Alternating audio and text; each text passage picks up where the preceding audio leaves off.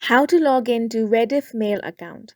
Hi guys, welcome to our channel. Let's get started. First, you want to open up a web browser. You can open whichever browser you want. Now on the search bar, you want to search for rediff.com. Then press enter.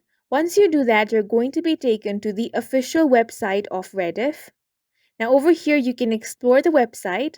Now, if you want to log into your account, you simply have to scroll up and find the sign in button.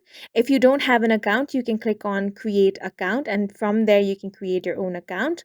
Now click on sign in. After that, here you can see there are the login options. So you need to enter your username and password. So go ahead and do that. Now for the password, make sure you enter your correct password. Once you have entered your password, you also have the option to keep yourself signed in, or if you share a computer, you can uncheck this as well.